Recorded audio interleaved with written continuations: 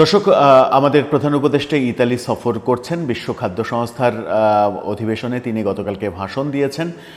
কিন্তু মজার ব্যাপার হচ্ছে যে আমাদের প্রধান উপদেষ্টা কিংবা উপদেষ্টারা যখনই দেখা যাচ্ছে বিদেশ সফর করছেন, তখনই সেই সফরটাকে নিয়ে নানা রকমের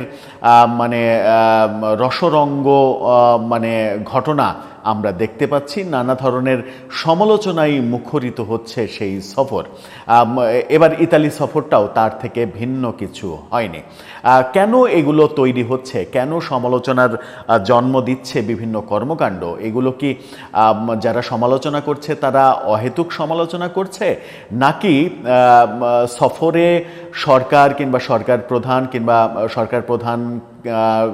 সরকার প্রধানের এই সফর সংক্রান্ত কর্মকাণ্ড যারা পরিচালনা করেন তারা অনেকটা অসচেতনতার মতো কর্মকাণ্ড করছেন? কি ঘটছে? এবার ইতালি সফরে দেখা গেল যে প্রধান উপদেষ্টা রোমের মেয়রের সঙ্গে দেখা করেছেন, কিন্তু সেটা নিয়েই দেখা দিয়েছে বিপত্তি। আল জাজিরার সাংবাদিক জুলকারনাইন শাহের সেই বিতর্কটা উস্কে দিয়েছেন। একটু বেশি রসিকতাই করে ফেললেন বোধহয় জুলকারনাইন শাহের। তিনি যে তথ্য উপস্থাপন করলেন সেটা বেশ অসম্মানজনক ব্যাপারই বোধহয়, যদি ব্যাপারটা সত্যি হয়। যদি শব্দটা উচ্চারণ করার বোধহয় প্রয়োজন আর নেই, কারণ ব্যাপারটা আসলেই সত্যি।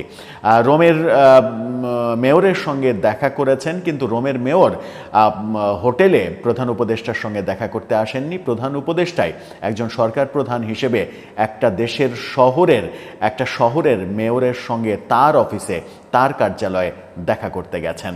এটা একটা দেশের সরকার প্রধানের জন্য সম্মানজনক নয়, সেভাবেই উপস্থাপন করছেন জুলকারনাইন শাহের। কি বলছেন, কি তথ্য উপাত্ত তিনি উপস্থাপন করলেন, সেখানে কি হলো একটু বোঝার চেষ্টা করব। কেনই বা এটা সমালোচনা হচ্ছে, থাকবেন পলিটিক্স টিভির নিয়মিত আয়োজনে।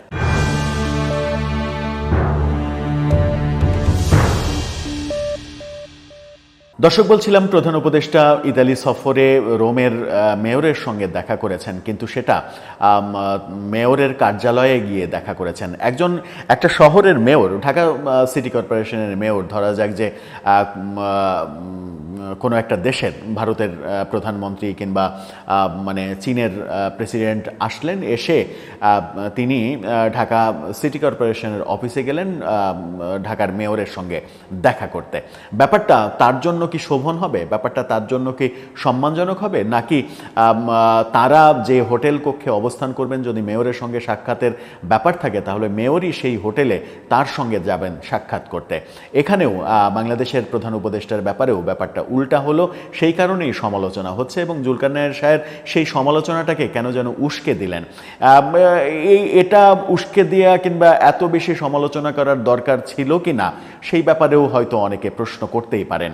তিনি যে পোস্টটা করেছেন দুইটা ছবি দিয়ে, যেটা আমাদের প্রধান উপদেষ্টার Facebook page, verified Facebook page, সেখানে সরকার যে পোস্ট করেছে সেই পোস্টের স্ক্রিনশট, অন্য আরেকটি পোস্টের স্ক্রিনশট দিয়ে তিনি প্রমাণ করতে চেয়েছেন যে প্রধান উপদেষ্টার হোটেলে রোমের মেয়র দেখা করেননি, রোমের মেয়রের কার্যালয়ে প্রধান উপদেষ্টা দেখা করতে গিয়েছেন। সেখানে এই পোস্টে তিনি লিখেছেন, তার পোস্টটা দেখে নিতে পারেন, লিখেছেন, প্রশ্ন হলো কে কার সাথে সাক্ষাৎ করলেন এবং কোথায় করলেন?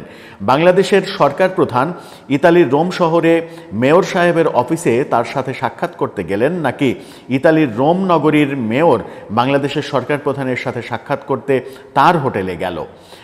প্রোটোকল কি বলে? একটি দেশের সরকার প্রধান তিনি সফর করছেন, এমন আরেকটি দেশের শহরের মেয়রের অফিসে গিয়ে তার সঙ্গে সাক্ষাৎ করা কি গ্রহণযোগ্য বা যৌক্তিক?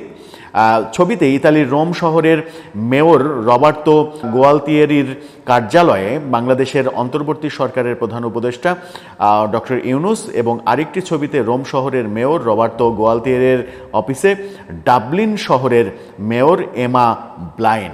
অর্থাৎ এমা ব্লাইনের সঙ্গে রোমের মেয়রের ছবি দিয়ে তিনি প্রমাণ করতে চেয়েছেন যে এটা মূলত রোমের মেয়রের কার্যালয়, এবং কার্যত তাই, ব্যাপারটা তাই। তার ইন্ডিভিজুয়াল ছবি দুটা আরও স্পেসিফিকলি দেখলে আপনারা বুঝতে পারবেন।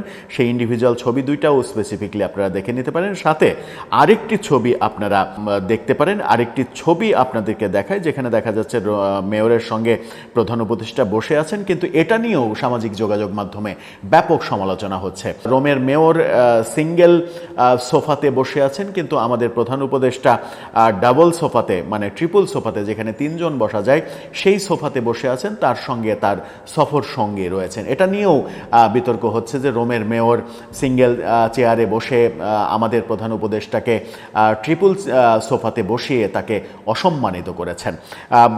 এই সমালোচনাগুলো যখন হচ্ছে তখন মানে এই ছবিটা এআই দিয়ে তৈরি এটাও মনে হতে পারে। এই সংক্রান্ত সমকাল একটা ভিডিও প্রকাশ করেছে, সেই ভিডিওটাও আপনারা দেখে নিতে পারেন। সেখানেও দেখা যাচ্ছে যে রোমের মেয়রের সঙ্গে প্রধান উপদেষ্টা সেই একই সোফাতে বসে মিটিং করছেন। এটা নিয়ে ব্যাপক সমালোচনা হচ্ছে, ব্যাপক ট্রল হচ্ছে। কিন্তু এত সমালোচনা, এত ট্রল হওয়ার কারণ কি? মানে শুধুমাত্র প্রধান উপদেষ্টার বিরোধিতা করার কারণেই এই সমালোচনা কিনা, সেটাও একটা বড় বিষয়। কিন্তু জুলকারনাইন সাহেব তো এই সরকারের একজন শুভাকাঙ্ক্ষী, একজন সমর্থক, তিনি কেন অযথা সমালোচনা করবেন? সেই প্রসঙ্গটাও আসতে পারে। আবার ব্যাপারটাকে এভাবে সাদামাটাভাবে কেন দেখা যেতে পারে না, সেই প্রশ্নও তো উত্থাপিত হতে পারে যে আমাদের প্রধান উপদেষ্টা সহজ সরল একজন মাটির মানুষ, তিনি ছোট বড় মানে মনিব ভৃত্য এগুলো বাছবিচার করেন না। সাধারণ মানুষের মধ্যে তিনি ছুটে যান, সাধারণ মুটে মজুরের কাছে তিনি ছুটে যেয়ে তাদেরকে গলায় জড়িয়ে ধরেন। সেখানে একজন মেয়রের কাছে তিনি যেতেই পারেন। আমাদের মানে দেশে তো এর আগে বহু উদাহরণ আমরা দেখেছি, বাংলাদেশের নেতৃত্বের জায়গা থেকে বহু জায়গায় দেখেছি। আমরা বঙ্গবন্ধুকে দেখেছি সাধারণ মানুষের কাছে মিশে যেতে, সাধারণ মানুষের কাছে নিজে যেতে। প্রেসিডেন্ট জিয়াউর রহমানকে দেখেছি খাল কাটার সময় মাটিতে বসে, মানে একেবারে কোনো চেয়ার কিংবা কোনো জায়গা না, সরাসরি মাটিতে বসে থেকে খাল কাটা পরিদর্শন করছেন কিংবা নিজে খাল কাটছেন, এরকম দৃশ্য তো দেখেছি। সেরকম উদাহরণ যদি প্রফেসর ইউনূস তৈরি করতে চান, তাহলে আপত্তিটা কেন, বিপত্তি কোথায়? এই যুক্তিও যদি কেউ দেয়, তাহলে যুক্তিটা খণ্ডন করবেন কিভাবে? কিন্তু মোদ্দা কথা যেটা, সেটা হচ্ছে যে প্রোটোকলের বিষয় যখন আসবে, তখন জুলকারনাইন সাহেব যে প্রসঙ্গটা উত্থাপন করেছেন, সেই প্রসঙ্গটা অবশ্যই গ্রহণযোগ্য প্রসঙ্গ। কারণ প্রোটোকলের প্রসঙ্গ আসলেই একজন সরকার প্রধান অন্য আরেকটি দেশে একটা শহরের মেয়রের কার্যালয়ে দেখা করতে যেতে পারেন কিনা, সেই প্রশ্নটা যদি কেউ উত্থাপন করে, তাহলে তাকে দোষ দেওয়ার বোধহয় কোনো উপায় নেই। দর্শক, আপনার দৃষ্টিভঙ্গি কী এই ব্যাপারে? আপনার মতামত জানিয়ে লিখতে পারেন আমাদের কমেন্ট বক্সে।